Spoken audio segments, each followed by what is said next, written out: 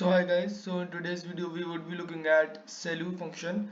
We have talked about a lot of activation function and this is probably going to be the second last activation function that we are going to talk about. After this we are going to talk about the one last function that is going to be the Swiss function, and then our activation function series is going to end. So let's talk about the SELU activation function. So SELU basically stand for scaled exponential units.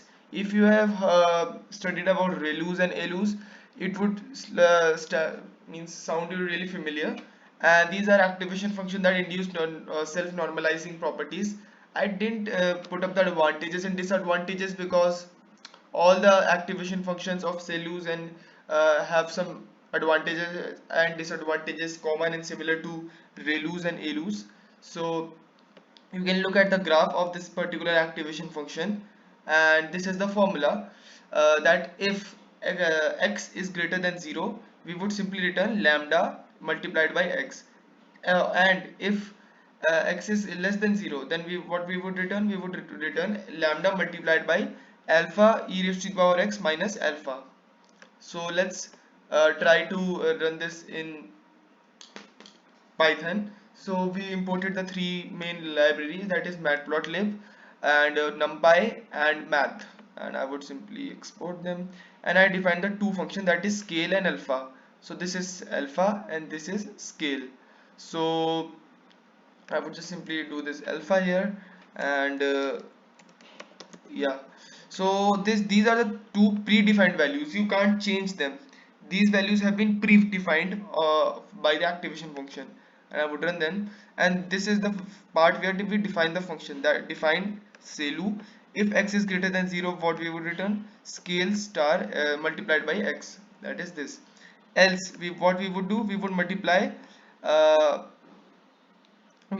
scale multiplied by alpha and multiplied by exponential of e minus alpha. So for now I would just do this minus 1, because what I did is I took alpha common out of this. I took alpha common, so e raised to the power x minus 1. It works like this. I would run this, and then I would define the plot figure, and this is going to be our input series as always: minus 40, minus 20, 0, 20, 40. And I would run this, and let's see the graph. And as you can see, this is the graph same as we saw here, and at minus 40 it's giving us value 0, something below 0 actually.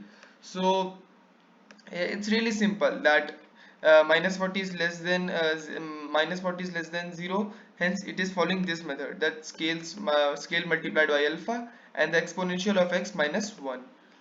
And if you also want, you can also do the and if you can take a value which is greater than 0, then that is 20, it would simply return 20 multiplied by x by alpha scale. And what is scale? That is 1.05, so you can consider something around 20 only. So let's see what is the value on 20. So you can see it's almost 20, slightly greater than it, because it's 1.05070098. So you can understand that.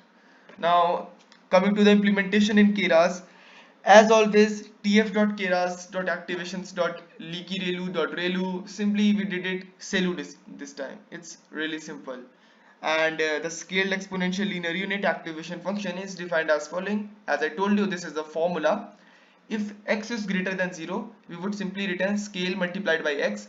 If x is less than 0, we would return scale multiplied by alpha multiplied by the exponential of x minus 1, where alpha and scale are predefined constants, and alpha is equals to 1.67326324, and scale is equals to 1.05070098. And basically the SELU function multiplies scale with the output of tf.keras.activations.elu function to ensure the slope larger than 1 for the positive input. So you can see the connection between both of them. What it is doing, it is following the same pattern. The only thing it is doing is multiply the scale with the output of this. So it is multiplying the scale, the predefined thing here. Yeah. And the value of alpha and scale are chosen so that the mean and variance of the inputs are preserved between the two consecutive layers as long as the weights initialized correctly. You can see that tf.care as initializers concept, and the number of input units is large enough So you can see the reference paper for more information. So for always using Keras, we need to import TensorFlow, and we would define a df.constant minus 20 minus, I would do it minus 1 0 1 and 20.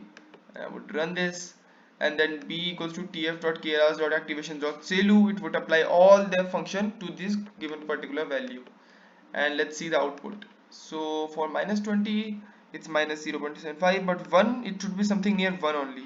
Yeah, because you know why? Because it's 1 multiplied by this, and it would simply return that thing only because it's 1. And same with 20, I guess 21. Yeah.